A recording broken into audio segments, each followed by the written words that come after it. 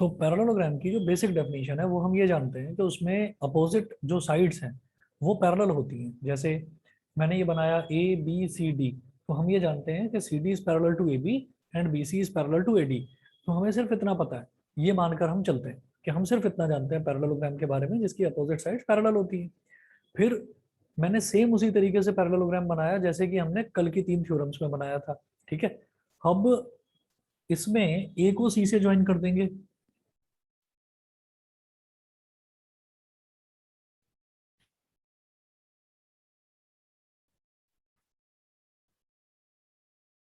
और प्रूफ देखिएगा। प्रूफ में मैं देखो बार बार मैं ये नहीं करना चाह रहा कि ये ट्रायंगल और ये ट्रायंगल मैं कॉन्ग्रुएंट प्रूव करूं, हम पहले कर चुके हैं इसको।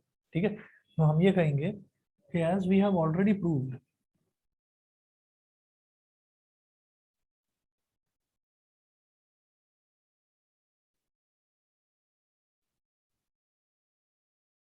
as we have already proved that as we have already proved that triangle as we have already proved that triangle DCA is congruent to triangle BAC। DCA is congruent to triangle BAC, ये हम prove कर चुके हैं। तो यहां से मैं ये बोलूंगा इट इम्प्लाइज दैट एंगल, पहला जो पोजीशन है, पहले पोजीशन पर देखिए यहाँ पर अल्फाबेट क्या लिखा हुआ है डी। ठीक है, और ऐसे ही इसकी पहली पोजीशन पर क्या अल्फाबेट लिखा हुआ है बी, यानी कि इस वाले ट्राइंगल का एंगल डी और इस वाले ट्राइंगल का एंगल बी ये इक्वल होंगे। ठीक है, तो इसको मैं बोलूंगा, बेटा 1 मिनट के लिए मेरी ना वीडियो पॉज होएगी, 1 मिनट वेट करें।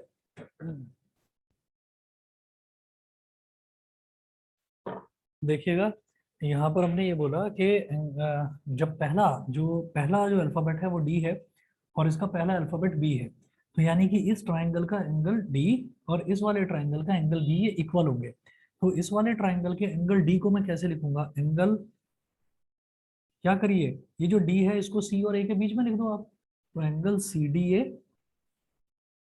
इज इक्वल टू, बी को आप ए और सी के बीच में लिख दीजिए, तो एंगल ए बी सी। एक तो ये हो गया। फिर सेमीकोलन लगाकर फिर अगला देखिए, अगला अल्फाबेट क्या है सी और ये अगला अल्फाबेट क्या है ए।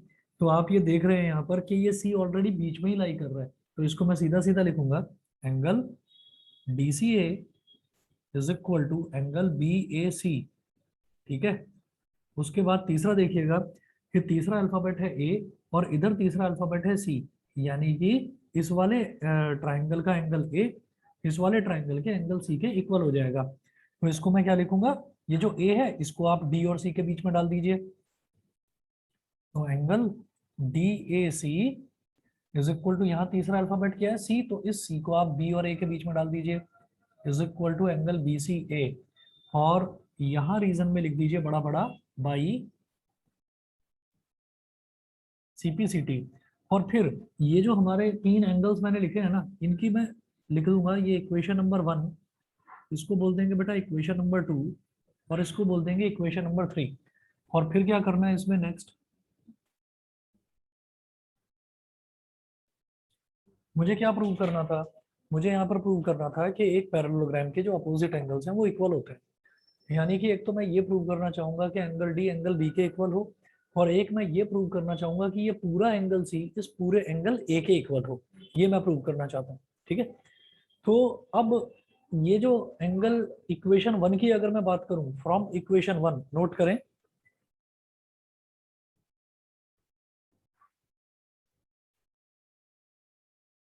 From equation 1 angle C D ए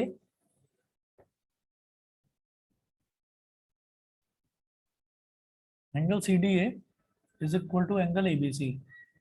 ठीक है, तो यहां पर आप ये देखिए, जैसे अगर मान लो मैं एंगल ए की बात करता हूँ, तो एक तरफ तो एंगल ए ये वाला है और एक तरफ एंगल ए ये वाला है। ठीक है, अगर एंगल सी की बात करें तो एक तरफ एंगल सी ये वाला है और एक तरफ एंगल सी ये वाला है। ठीक है, 1 मिनट वेट करिए।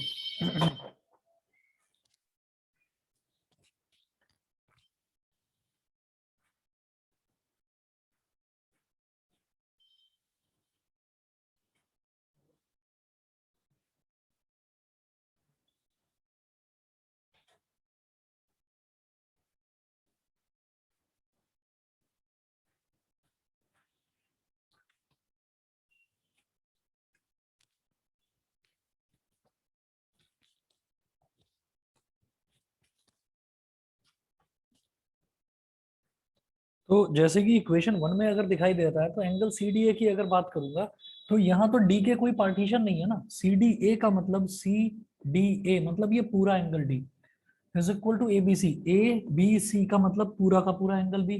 तो C D A is equal to angle A B C का मतलब क्या हो गया कि मैं इसको सीधा सीधा ये बोल सकता हूँ कि angle D is equal to angle B है, क्योंकि ऐसा नहीं है कि उसमें एंगल डी के कोई अलग अलग पार्टीशन हो रखे हैं। जैसे यहाँ एंगल ए के तो दो अलग अलग पार्टीशन हो रखे हैं, तो इस वजह से इधर वाले को मैं बोलूंगा बी ए सी और इधर वाले को मैं बोलूंगा डी ए सी, है ना। तो इस वजह से हम क्या करेंगे, इस वाले को इसको पूरा डी और इसको पूरा बी बोल सकते हैं। It implies that angle D is equal to angle B. एक तो ये हो गया, इसको बोल दीजिए बेटा इक्वेशन नंबर 4। उसके बाद क्या करना है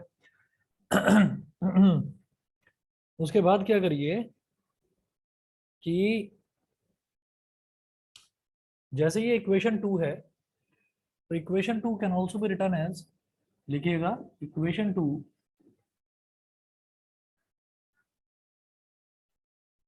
can also be written as, देखो अगर कहीं पर भी लिखा हुआ है x is equal to Y, मैं उसको पलट कर y is equal to X भी लिख सकता हूँ। तो मैं यहाँ पर क्या करने वाला हूँ कि जैसे इक्वेशन 2 में है, तो मैं इसमें ना angle B A C is equal to angle D C A लिखूंगा, इसको पलट कर लिखूंगा, और वो शायद मेरा पर्पज आप समझ जाएंगे अभी 1 मिनट में। मैं इसको पलट कर लिखूंगा, एंगल बी ए सी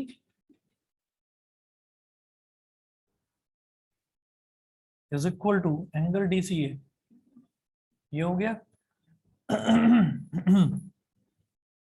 और इक्वेशन 3 को एज इट इज लिखिए नीचे, angle D A C is equal to angle B C A, ये हो गई इक्वेशन 3। और इन दोनों को ऐड कर दो, ऐड के लिए प्लस का साइन बना दीजिए। जब दोनों इक्वेशंस को मैं ऐड करूंगा, तो दोनों इक्वेशंस जब ऐड होंगी तो आप देखिए बी ए सी में angle D A C add हो रहा है, तो खुद सोचो बी ए सी ये वाला और डी ए सी मतलब ये वाला, तो दोनों को जब ऐड करूंगा तो पूरा बड़ा एंगल ए बन जाएगा। भाई पूरा का पूरा बड़ा एंगल ए बन गया फिर, हाँ तो क्या लिखेंगे, ये तो टोटल एंगल ए हो गया। और D C A plus B C A same कहानी यहाँ पर भी है, देखो डी सी ए मतलब इतना और बी सी ए मतलब इतना, तो ये दोनों को टोटल करा तो इन दोनों का टोटल जो है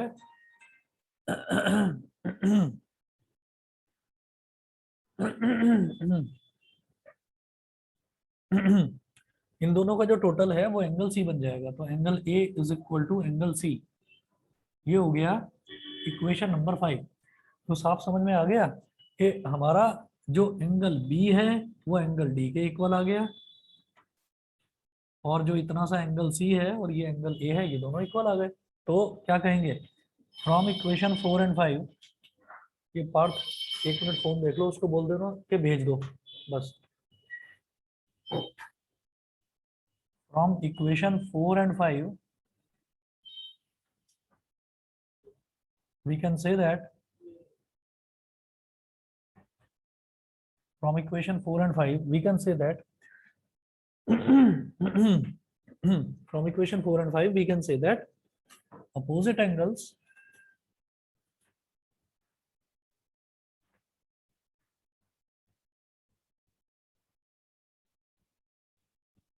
opposite angles of a parallelogram,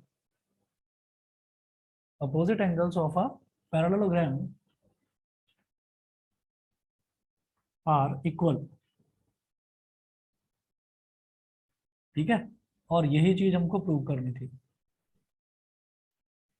ठीक है जी। तो एक थ्योरम हमारी ये हुई, थ्योरम नंबर 4। अगली थ्योरम देखिएगा। Excuse me sir. हाँ जी बताइए। सर एक बार थोड़ा सा ब्रीफ में दोबारा समझा दीजिए। अभी बता रहा हूँ, अभी बता रहा हूँ, वेट करिए।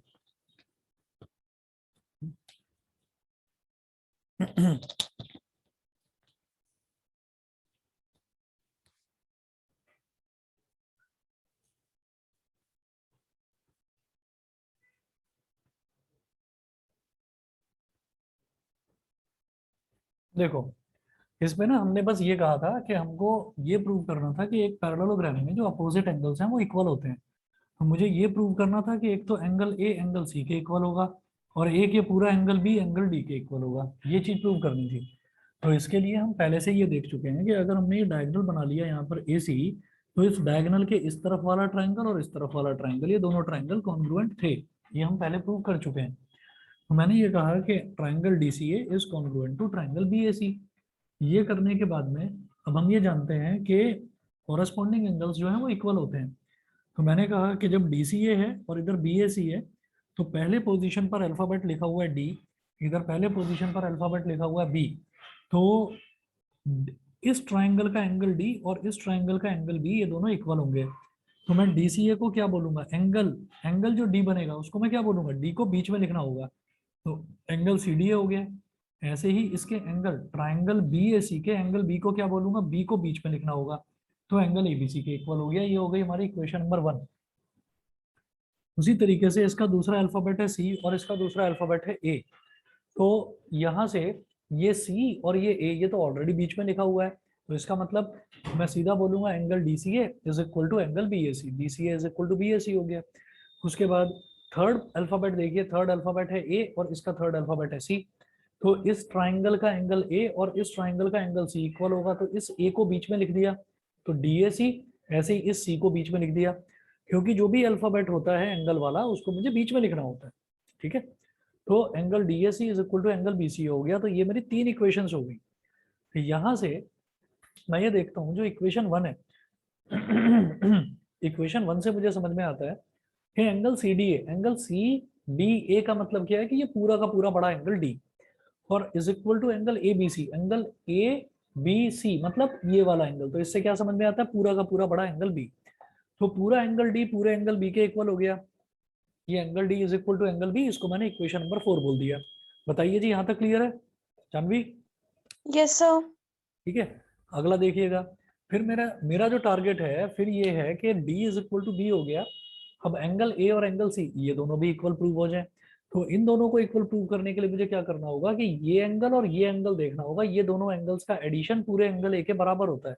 तो मैंने देखा कि इक्वेशन 2 में एंगल बी ए सी है और इक्वेशन 3 में एंगल डी ए सी है। अगर ये इसमें ऐड हो जाए तो बात बन जाएगी, क्योंकि बी ए सी मतलब इतना एंगल, और D A C D A सी मतलब इतना एंगल, इन दोनों को ऐड कर देंगे तो पूरा एंगल ए आ जाएगा।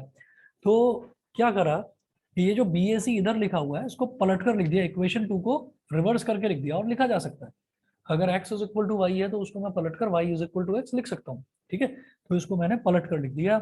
ये हमारे पास हो जाएगा equation 2 angle B A C is equal to angle D C A, पलट कर लिखा है। और इक्वेशन 3 जैसा था वैसे ही लिख दिया, as it is angle D A C is equal to B C A, angle D A C is equal to angle B C A. दोनों को ऐड करा तो बी ए सी और डी ए सी पूरा पूरा एंगल ए बन गया, और D C A plus B C A पूरा पूरा एंगल सी बन गया। Angle A is equal to angle C हो गया। तो फ्रॉम इक्वेशन 4 एंड 5 मैं ये कह सकता हूँ कि पैरेललोग्राम के अपोजिट एंगल्स जो हैं वो इक्वल होंगे। समझ गए? Yes sir. ठीक है, चलिए जी, तो अगली थ्योरम नोट करो। अगली थ्योरम है theorem 5। If in a quadrilateral, अब देखिए अब पैरेललोग्राम की बात नहीं हो रही है, अब बात हो रही है क्वाड्रिलेटरल की।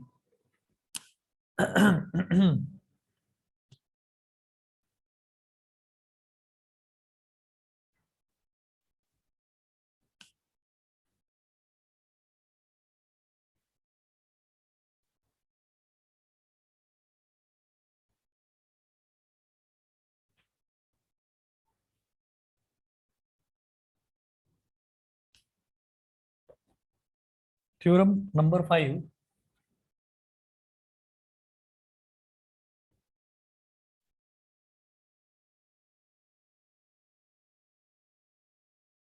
थ्योरम 5 में क्या है, if in a quadrilateral each pair of opposite angles is equal,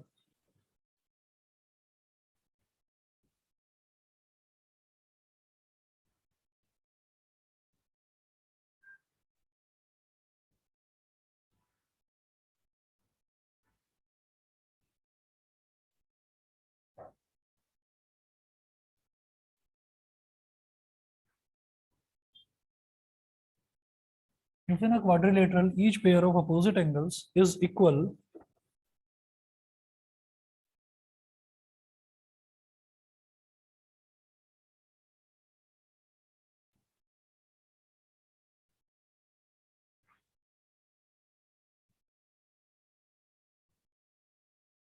if in a quadrilateral each pair of opposite angles is equal, then it is a parallelogram. तो अब मुझे ये प्रूव करना है कि अगर क्वाड्रिलेटरल कोई ऐसा क्वाड्रिलेटरल है जिसमें अपोजिट एंगल्स इक्वल हैं, अगर कोई ऐसा क्वाड्रिलेटरल है तो फिर उसको क्वाड्रिलेटरल ना बोलकर उसको सीधा सीधा पैरेललोग्राम बोल दिया जाएगा। मुझे प्रूव करना है कि वो एक पैरेललोग्राम होगा, तो मैं जानबूझकर इसका डायग्राम बनाऊंगा ही ऐसा कि वो देखने में मेरे को पैरेललोग्राम लगे, ताकि हमें प्रूव करने में थोड़ी आसानी हो। हम पैरेललोग्राम की कोई प्रॉपर्टी यूज नहीं करने वाले, लेकिन हम उसको जानबूझकर देखने में ऐसा बनाएंगे कि वो लगे पैरेललोग्राम जैसा। तो इसमें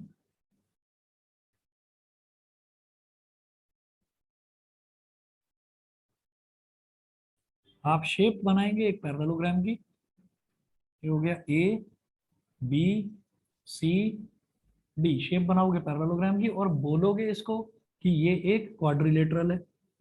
late A B C D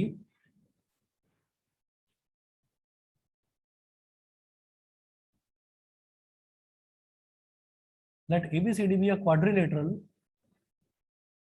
each pair of opposite angles is equal, है ना, अपोजिट एंगल्स जो है वो इक्वल दे रखे हैं।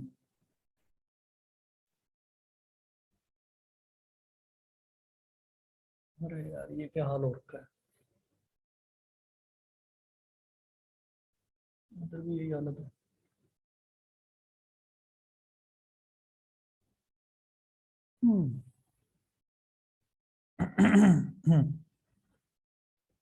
let ABCD be a quadrilateral, तो given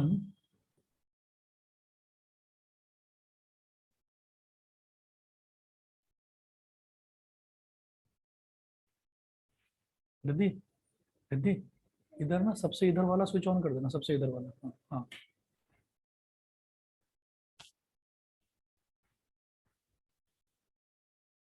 let ABCD be a quadrilateral, तो given angle A is equal to angle C and angle B is equal to angle D। एक तो एंगल ए एंगल सी के बराबर दे रखा है और एक एंगल डी जो है वो एंगल बी के बराबर दे रखा है।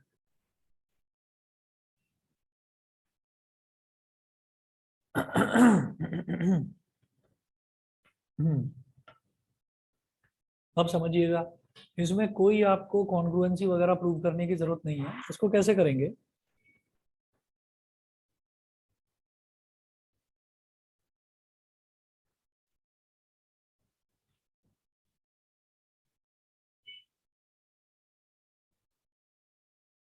भाई क्वाड्रिलेटरल दे रखा है तो क्वाड्रिलेटरल की एक प्रॉपर्टी तो मैं जानता हूँ ना, कि जो क्वाड्रिलेटरल होता है, क्वाड्रिलेटरल के कि हमने एक प्रॉपर्टी पढ़ी है अभी तक, वो प्रॉपर्टी ये थी एंगल सम प्रॉपर्टी, कि क्वाड्रिलेटरल के सारे एंगल्स का सम कितना होता है 360 डिग्री, ये हम पढ़ चुके हैं। तो लिखेंगे since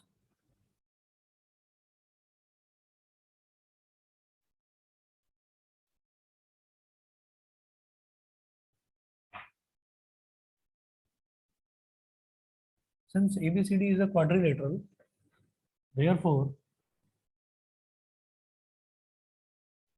angle A plus angle B plus angle C plus angle D is equal to 360 degree, is equal to 360 degree। Reason में लिख देना बेटा angle sum property, angle sum property, ये हो गया।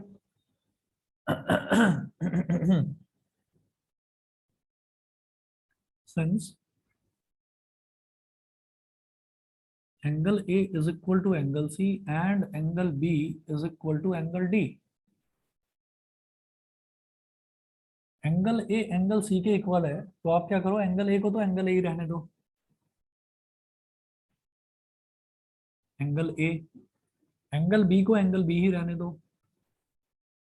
प्लस ये जो एंगल सी है इस एंगल सी की जगह एंगल ए लिख दो जब दोनों इक्वल है तो। ठीक है, मैं क्या करूंगा, ए ए और बी, हाँ ठीक है, इसकी जगह पर भी मैंने एंगल ए लिख दिया। और अगला क्या था, एंगल डी, एंगल डी की जगह लिख दो angle B is equal to 360 degree. अब देखो angle A plus angle A क्या हो गया, ट्वाइस ऑफ एंगल ए, और angle B plus angle B क्या हो गया, twice of angle B is equal to 360 degree. 2 ले लो कॉमन, तो क्या बचा, angle A plus angle B is equal to 360 degree. ये 2 यहाँ मल्टीप्लाई हो रहा है, इधर जाकर डिवाइड में चला जाएगा। Angle A plus angle B is equal to 360 degree upon 2, ये कैंसिल आउट हो गया, ये हो गया 180 degree.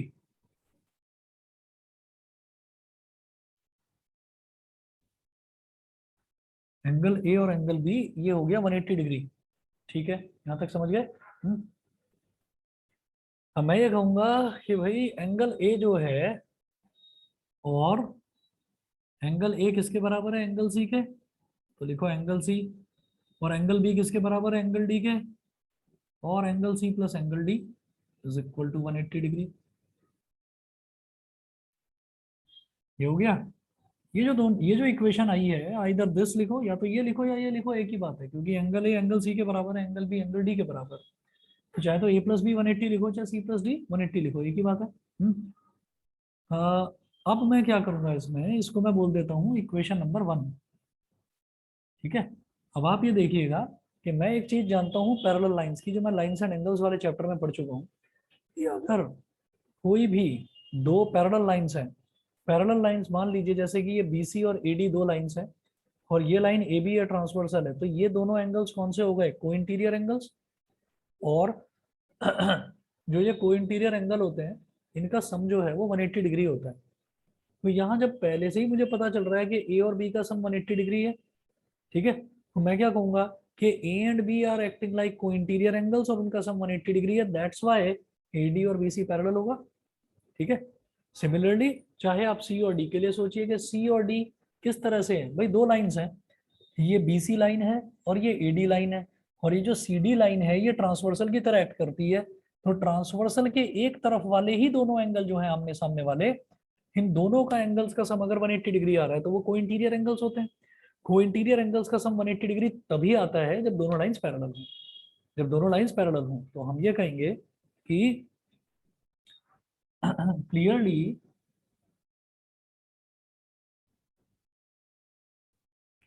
Angle A and angle B, bracket में लिख लेना, and angle C and angle D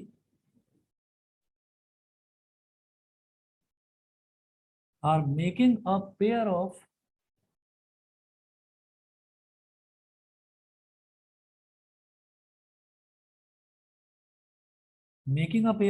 co-interior angles, are making a pair of co-interior angles. So AD is parallel to BC.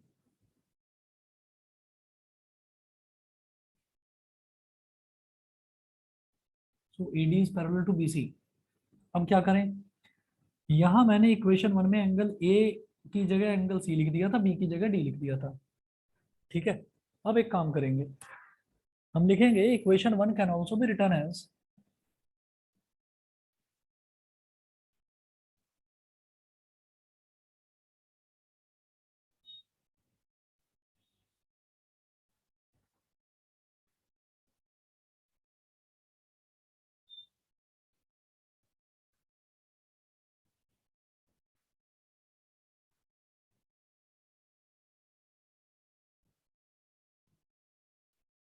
लिखिएगा equation 1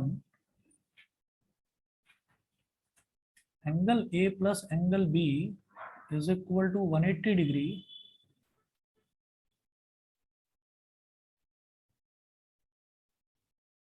can also be written as. इस equation को कैसे लिख सकते हैं, देखो एक काम तो मैं कर ही चुका हूँ, ए की जगह सी लिख दिया, बी की जगह डी लिख दिया, ये तो मैं कर ही चुका हूँ। अब क्या करो, एंगल ए को एंगल ए ही लिखा रहने दो, और बी को लिख दो angle D is equal to 180 degree लिखा जा सकता है। भाई मैंने एंगल ए को एंगल सी के बराबर नहीं लिखा, क्या बात है, कोई प्रॉब्लम तो नहीं है ना। और एंगल बी को मैंने एंगल डी के बराबर लिख दिया, ठीक है। और अब मैं क्या कर रहा हूँ, मैंने एंगल ए को एंगल सी के बराबर लिख दिया, और जो बी है उसको बी ही रहने दिया, इज इक्वल टू 180 डिग्री। इसको इक्वेशन 2 बोल दो। बताइए समझ गए? अवनी, जानवी, सोमिल, टिया, बताइए क्लियर है? यस ये सर। सब यस सर। चलिए जी, ओके। हमने ऐसे लिख दिया। ये करने के बाद में मैं क्या कह सकता हूँ, जब एंगल ए और एंगल डी 180 डिग्री है, दोनों का सम 180 डिग्री है, तो देखो एंगल ए और एंगल डी का सम 180 डिग्री है, तो एक तरह से ये डीसी और ए बी पैरेलल लाइंस की तरह एक्ट कर रहे हैं, और ये ट्रांसवर्सल हो गया। ट्रांसवर्सल के एक ही तरफ वाले जो दो एंगल्स होते हैं वो को इंटीरियर एंगल्स कहलाते हैं, और उनका सम 180 डिग्री होता है। सिमिलरली जब मैं एंगल बी और एंगल सी का सम 180 डिग्री बोलता हूँ, तो वही कहानी यहाँ पर मुझे दिखाई देती है। ये एंगल बी और एंगल सी, ये ट्रांसवर्सल के इस तरफ, ये ट्रांसवर्सल है बीसी, ये दोनों लाइंस अगर पैरेलल हैं तो साफ दिखाई दे रहा है भाई इन दोनों का सम 180 डिग्री है, they are making a pair of co interior angles, that's why DC is parallel to AB. ठीक है, तो हम ये कहेंगे यहाँ पर भी कि angle A and angle D and angle B and angle C are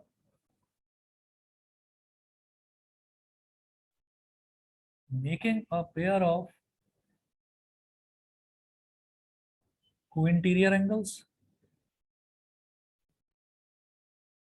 Co-interior angles. Co-interior angles. So AB is parallel to DC.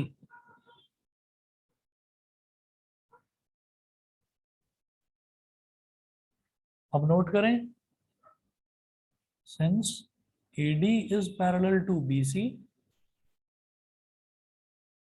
and AD is parallel to AD is parallel to BC and AB is parallel to DC. So ABCD is a parallelogram. भाई सभी को approach तो समझ में आ रही है ना, किस तरह से क्वेश्चंस को लेकर चलना है, समझ रहे हैं?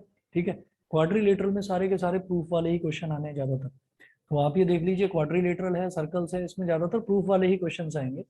ये तो थ्योरम्स के प्रूफ हैं, इन थ्योरम्स का ही वो क्वेश्चन बना देते हैं। वो आपको क्या बोलेंगे, जैसे ये थ्योरम नंबर 5 है, आपके पेपर में क्वेश्चन आ जाएगा, क्वेश्चन नंबर 1 2 3 4 कुछ भी, उसके आगे लिखा रहेगा prove that if ABCD is a quadrilateral whose opposite angles are equal then prove that it is a parallelogram। वो सीधा ये बोलेंगे। तो थ्योरम्स के डायरेक्टली प्रूफ थ्योरम लिखकर नहीं आता है कि थ्योरम इसको प्रूव करो, नहीं, वो क्वेश्चन की तरह से एक लैंग्वेज बनाकर दे देंगे, उसका स्टेटमेंट लिख देंगे थ्योरम का, और कहेंगे कि इसको प्रूव करके दिखाइए। ठीक है, और जो टर्म 2 है, टर्म 2 तो सब्जेक्टिव होना ही है, तो टर्म 2 में ऑब्जेक्टिव वाला तो जो क्राइटेरिया है वो तो हटा ही दीजिए। तो ये सारा कुछ इस हिसाब से आपको करना होगा स्टेप बाय स्टेप। सभी को क्लियर है बेटा? ऑनलाइन वाले बच्चे बताएं। Yes sir. यस ठीक सर। है, चलिए जी, okay.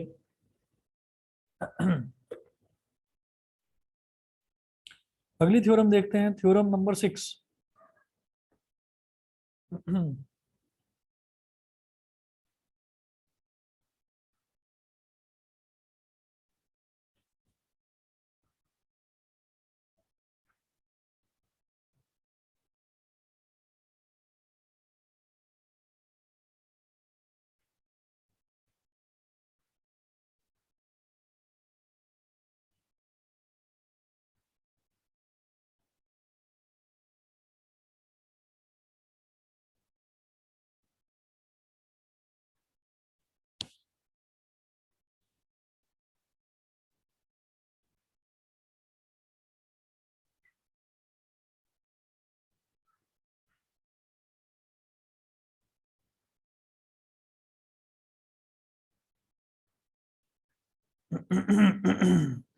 The diagonals of a parallelogram bisect each other.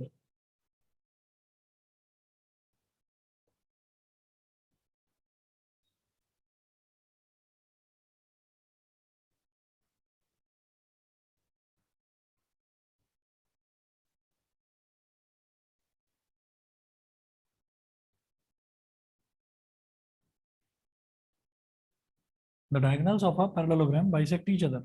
ठीक है, मुझे ये प्रूव करना है कि जो डायगोनल्स हैं वो एक दूसरे को बाइसेक्ट करते हैं। बाइसेक्ट करने का मतलब क्या है, एक दूसरे को आधे आधे में डिवाइड करते हैं। कैसे?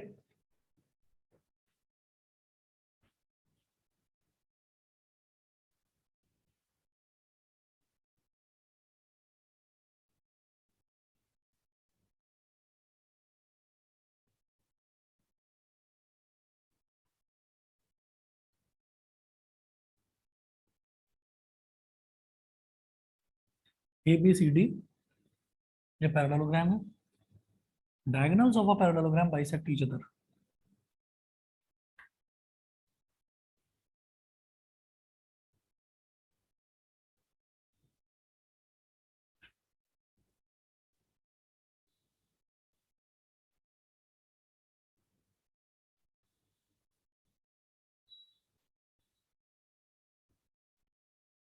ये हो गया। अब हमने ये कहा कि ये जो बाइसेक्ट कर रहा है, ये बाइसेक्ट कर रहा है पॉइंट ओ पर, इंटरसेक्ट कर रहा है, बेसिकली बाइसेक्ट कर रहा है। ये तो मेरे को प्रूव करना है। मुझे प्रूव क्या करना है यहाँ पर, प्रूव हमको ये करना है कि ये जो ओ ए है ये ओ सी के इक्वल है, एक चीज तो ये, और दूसरा ये जो ओ बी है ये ओ डी के इक्वल है, एक चीज ये। तो अगर हम ये कहेंगे कि ओ ए ओ सी के इक्वल है, तो इसको काट कौन रहा है, पूरे ए सी को काट कौन रहा है, बी डी। तो इसका मतलब बी डी ही तो इसको बाइसेक्ट कर रहा है। समझ गए कि नहीं? नहीं समझे? हमने ये कहा कि जैसे मेरे को ये प्रूव करना है कि ओ A is equal to O सी, ये प्रूव करना है। तो ये जो पूरी लाइन है ना ए सी, इस ए सी को कौन कौन चीज है जो इसको डिवाइड कर रही है, ये बी डी है, यही तो इसको इंटरसेक्ट कर रहा है। तो अगर ओ सी इज इक्वल टू ओ ए आ जाएगा तो मैं कहूंगा बी डी ने ही तो इसको इंटरसेक्ट करा। और दूसरा सोचिए कि अगर मैं बी डी की बात करूं और अगर मान लो ओ बी ओ डी के इक्वल आ जाए, तो इस पूरी लाइन बी डी को काट कौन रहा है, ए सी। तो इसका मतलब ए सी इस बी डी को बाइसेक्ट कर रहा है। तो ए सी बी डी को बाइसेक्ट करे, बी डी ए सी को बाइसेक्ट करे। इसका मतलब क्या हो गया कि diagonals are bisecting each other, एक दूसरे को बाइसेक्ट कर रहे हैं। पहला डायगोनल दूसरे डायगोनल को आधे आधे में डिवाइड कर रहा है, दूसरा डायगोनल पहले डायगोनल को आधे आधे में डिवाइड कर रहा है। ये चीज प्रूव करनी है। तो मैं इसमें क्या कहूंगा कि ऐसा लेकर चलते हैं, पहले तो लिखें true to prove O A is equal to O C and O B is equal to O D. पहली चीज तो ये हमको प्रूव करनी है। अब दो ट्राइंगल ले लेते हैं, एक ये वाला ट्राइंगल और एक ये वाला ट्राइंगल। तो हम कहेंगे in triangle C O B, in triangle C O B and दूसरा ये वाला ट्राइंगल ए ओ डी।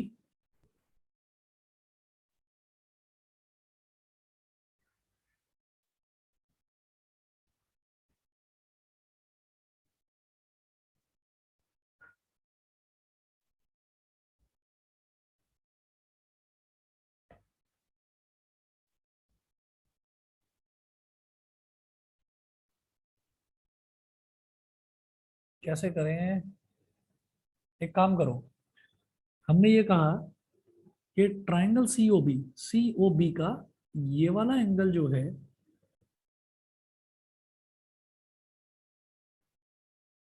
वो इस एंगल के इक्वल हो जाएगा। अगर मैं जानता हूं पैरेललोग्राम है तो बीसी और एडी ये दोनों पैरेलल हैं। पैरेलल हैं तो ये पूरी बड़ी लाइन ये इन दोनों लाइंस को टच कर रही है, दोनों पैरेलल लाइंस को, बीसी और एडी। मुझे बाहर से आवाज आ रही है? तो ये वाला एंगल और ये वाला एंगल ये क्या हो गए, एक तो ट्रांसवर्सल के इस तरफ और एक ट्रांसवर्सल के इस तरफ, तो ऑल्टरनेट इंटीरियर एंगल्स होगा। ऑल्टरनेट इंटीरियर एंगल्स इक्वल होते हैं। दूसरा ये वाला एंगल इस वाले एंगल के इक्वल हो जाएगा, ये वाली साइड। और ये कान में दम दम मेरे को ही लग रहा है, आपको भी लग रहा है क्या? ज्यादा बीट्स कहाँ पर हो रहा है? अच्छा, किसी और सोसाइटी में हो रहा है मुझे लग रहा है। कल यहाँ हो रहा था नीचे, पढ़ा ही नहीं पा रहे थे। चलिए, तो ये समझ गए कि ये वाला और ये वाला भी ऑल्टरनेट इंटीरियर एंगल्स हो जाएंगे। तो हम ये कहेंगे कि ट्राइंगल सीओबी की अगर बात करूं तो angle OCB, angle OCB is equal to angle OAD, is equal to angle OAD. ठीक है, इसको आप लिखो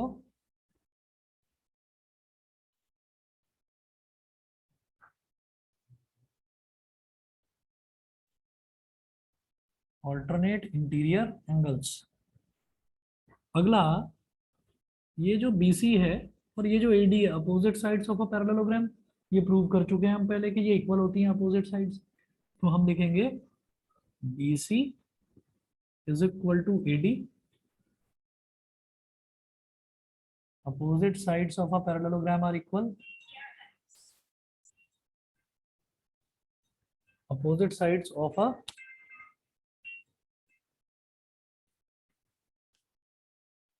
parallelogram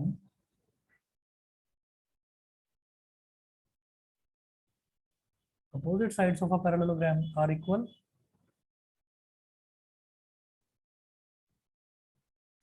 तीसरा एंगल, इस वाले में एंगल OBC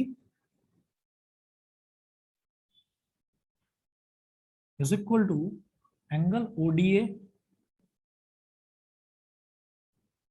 फिर वही रीजन,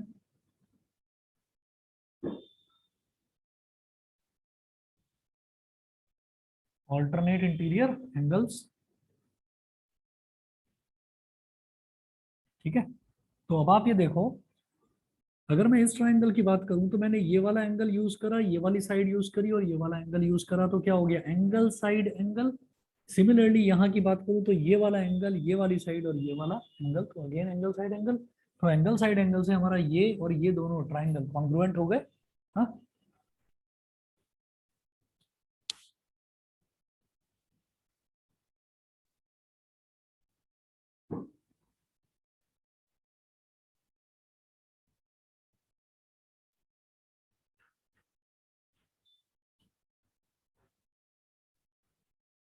भाई नोट करें भाई,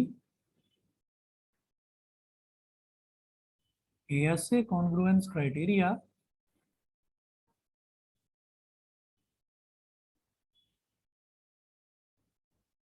भाई, ASA कॉन्ग्रुएंस क्राइटेरिया, तो जब ASA कॉन्ग्रुएंस होती है तो मैं लेकर चलूंगा वो एंगल्स जो मुझे दे रखे हैं, दो एंगल्स जो इक्वल हैं।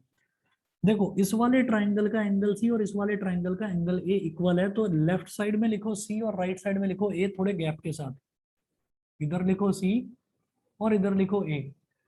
फिर अगला एंगल देखो, और कौन सा अगला एंगल मैंने देखा, इस वाले ट्राइंगल का, इस वाले ट्राइंगल का एंगल B और इस वाले ट्राइंगल का एंगल D, ये दोनों इक्वल हैं। तो इसके बाद लिख दो B, तो इसके भी बाद लिखो फिर D, ये हो गया। ठीक है, तो इधर CB आ गया, CB आ गया, तो क्या बचा, अल्फाबेट कौन सा बचा, O बचा, तो O को पहले लिख दो या बाद में लिख दो, आपकी मर्जी है। मैं तो पहले लिख रहा हूँ, मैंने पहले लिख दिया। हाँ, और इधर जो AOD है, AOD में मैंने क्या लिख दिया, A और D, तो बचा क्या, O बचा, तो O को पहले लिख दीजिए। जब यहाँ पर इसको बचे हुए अल्फाबेट को पहले लिखा था, तो बचे हुए अल्फाबेट को यहाँ पर भी पहले ही लिखेंगे सबसे पहले। तो triangle OCB is congruent to triangle OAD, ये हो गया। ये तो नहीं करना था ना मुझे प्रूव, मुझे प्रूव करना था कि हमारा OA OC के इक्वल है और OB OD के इक्वल है। तो क्या करेंगे, यहाँ से पहला दूसरा अल्फाबेट क्या है, OC, इसका पहला दूसरा अल्फाबेट क्या है, OA, OC is equal to OA। इसका दूसरा तीसरा अल्फाबेट क्या है, CB, इसका दूसरा तीसरा अल्फाबेट क्या है, AD। इसका पहला तीसरा अल्फाबेट क्या है, OB, इसका पहला तीसरा अल्फाबेट क्या है, OD, by CPCT, by CPCT। ये हो गया, समझ गए। हम मुझे क्या प्रूव करना था, OC is equal to OA, तो एक तो ये तो हो ही गया प्रूव। ठीक है, और क्या करना था, OB is equal to OD, ये भी हो गया प्रूव। तो लिखेंगे therefore OC is equal to OA and OB is equal to OD. Hence, diagonals of a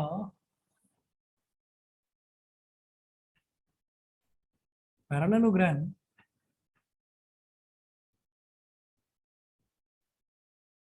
bisect each other, ठीक है, यही प्रूव करना था। तो बस एक थ्योरम इसमें और बची है, ठीक है, एक्सक्यूज मी एक सर। थ्योरम। हाँ जी बताइए। सर ये वाली थ्योरम थोड़ी समझ नहीं आई। दोबारा समझ लो आप। हमने ये कहा कि जैसे ये पैरेललोग्राम दे रखा है ना ABCD, तो मैंने ये देखा कि एक इसका जो डायगोनल है ये BD, और ये डायगोनल AC, ये एक दूसरे को बाइसेक्ट करते हैं।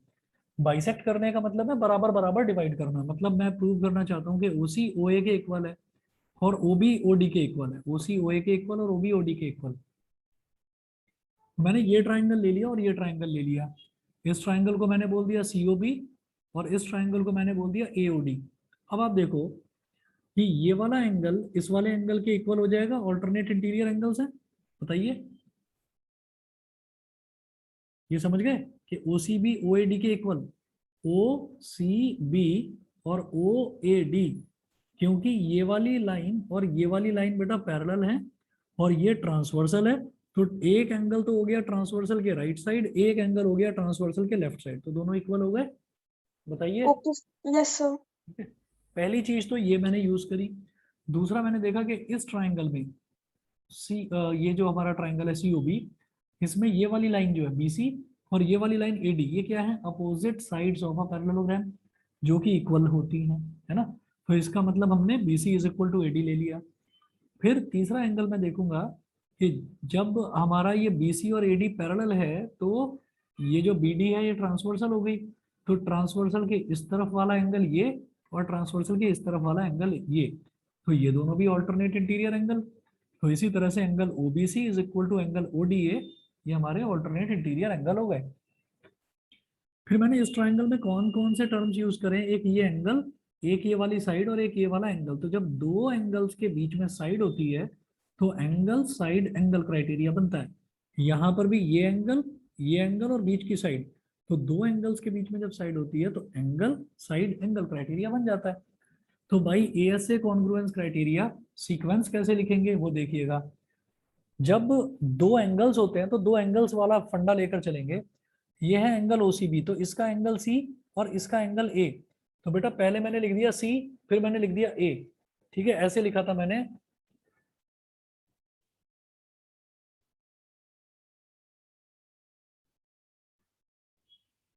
क्योंकि साइड तो एक ही है, एंगल दो हैं, तो एंगल को लेकर चलेंगे। तो इधर है C और इधर है A, तो पहले मैंने यहाँ पर लिख दिया C और यहाँ लिख दिया A। फिर इधर वाले ट्राइंगल का दूसरा जो एंगल है जो इक्वल है वो क्या है, B और D। तो इधर मैंने लिख दिया B और इधर क्या लिख दिया D। जब बाद में यहाँ पर सेकंड पोजीशन पर B लिखा है तो यहाँ पर भी सेकंड पोजीशन पर D लिखूंगा। यहाँ तक क्लियर है। Yes sir. उसके बाद अल्फाबेट देखिए बचा क्या। जब C और B मैंने ले लिया COB में से, तो O ही तो बचा, तो O को सबसे पहले लिख दो, मैंने लिख दिया। जब A और D में से A और D आ गया तो बचा क्या O, तो O को सबसे पहले लिख दो। आपकी मर्जी है, चाहे दोनों को बीच में लिख दो चाहे दोनों को बाद में लिख दो, सीक्वेंस पर कोई फर्क नहीं पड़ेगा, ठीक है। अब जब ये हो गया तो मैं कोरस्पॉन्डिंग साइड्स को इक्वल दिखाना चाहता हूँ, तो वो कैसे होंगी। पहला और दूसरा है OC, पहला दूसरा अल्फाबेट है OC और इसका पहला दूसरा अल्फाबेट है OA, OC is equal to OA। दूसरा तीसरा अल्फाबेट है CB, इसका दूसरा तीसरा अल्फाबेट है AD, तो CB is equal to AD। इसका पहला तीसरा अल्फाबेट है OB,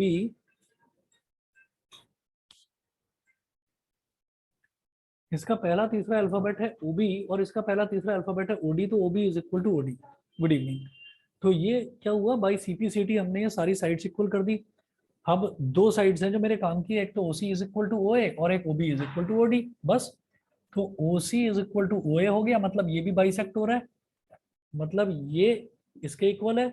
और OB is equal to OD, मतलब ये इसके इक्वल है, मतलब दोनों डायगोनल्स एक दूसरे को बराबर बराबर बाइसेक्ट कर रहे हैं। ठीक है, क्लियर है। बताइए। Yes sir. ठीक है, एक थ्योरम बची हुई है, वो थ्योरम कल देखते हैं और फिर आगे के क्वेश्चंस फिर उसके बाद स्टार्ट कराएंगे, ठीक है ना। चलिए जी, ओके।